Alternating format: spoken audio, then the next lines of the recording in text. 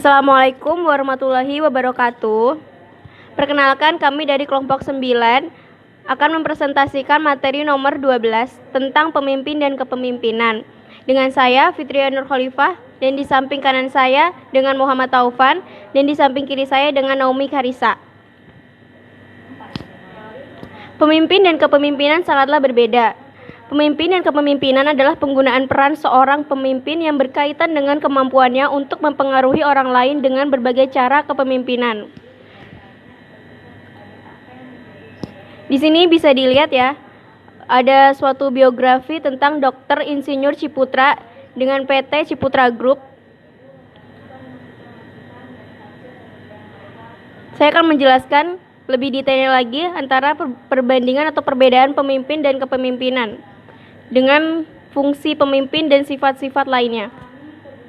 Pemimpin adalah seorang pribadi yang memiliki kecakapan dan kelebihan, khususnya kecakapan atau kelebihan di suatu bidang sehingga dia mampu mempengaruhi orang-orang lain untuk bersama-sama melakukan aktivitas-aktivitas tertentu demi pencapaian satu atau beberapa tujuan. Fungsi pemimpin ada dua. Yang pertama, fungsi pemecahan masalah dan fungsi sosial. Fungsi sosial ini berhubungan dengan kehidupan kelompok, yaitu memberikan dorongan kepada anggota kelompok untuk menciptakan suasana kerja bagi kelompoknya. Dan fungsi pemecahan masalah ini berhubungan dengan tugas atau pekerjaan terhadap masalah yang dihadapi kelompok. Sifat pimpinan ada berbagai macam. Yang pertama, berpandangan jauh, bertindak dan bersikap bijaksana, berpengetahuan luas, bersikap dan bertindak adil, berpendirian teguh, optimis bahwa misinya berhasil, berhati ikhlas, memiliki kondisi fisik yang baik, dan mampu berkomunikasi dengan baik.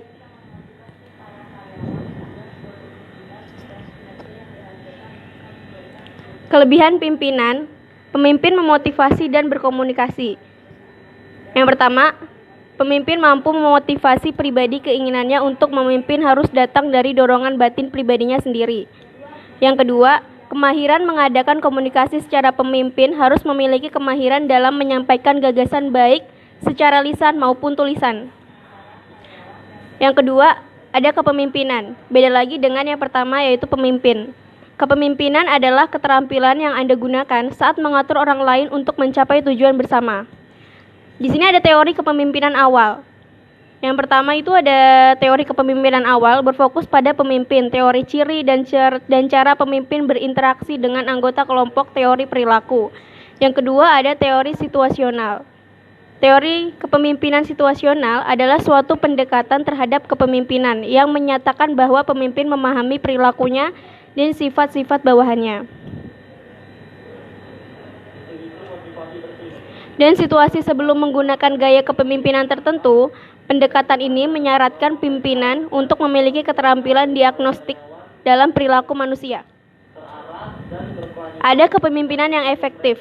Terdapat dalam tipe kepemimpinan yang efektif, yaitu yang pertama, tipe deserter, yang kedua, tipe birokrat, yang ketiga, tipe misionaris, yang keempat, tipe developer, yang kelima, tipe autokrat, yang keenam, benevolent autocrat, dan tipe kompromiser, dan juga tipe eksekutif. Pandangan kontemporer kepemimpinan adalah teori yang memandang pemimpin sebagai individu yang mereka inspirasi kepada para pengikutnya melalui kata-kata, berbagai ide, dan perilaku mereka. Pandangan kontemporer kepemimpinan menurut para ahli, kepemimpinan adalah rangkaian kegiatan penataan berupa kemampuan mempengaruhi perilaku orang lain dalam situasi tertentu agar bersedia bekerja sama dan mencapai tujuan yang telah ditetapkan. Menurut Sutarto, isu-isu kontemporer yang mempengaruhi kepemimpinan. Isu adalah sebagai suatu konsekuensi atas beberapa tindakan yang dilakukan oleh satu atau beberapa pihak yang dapat menghasilkan negosiasi dan penyesuaian sektor swasta, kasus pengadilan sipil atau kriminal, atau dapat menjadi masalah kebijakan publik melalui tindakan legislatif atau perundangan menurut Haworth and May. Menurut Haworth and May, isu berada dalam 4 tahap, yakni Yang pertama, tahap permulaan. Yang kedua, tahap mediasi. Yang ketiga, tahap organisasi. Dan yang keempat, tahap resolusi. Teori kontingen. Terdapat 3 teori di dalam teori kontingen, yaitu yang pertama, dia ada teori Fiedler. Yang kedua, teori Pat Goals. Yang ketiga, ada teori Fromm dan Yatton. Video presentasi terdapat pada akun Instagram saya dengan Fitriana Kezia.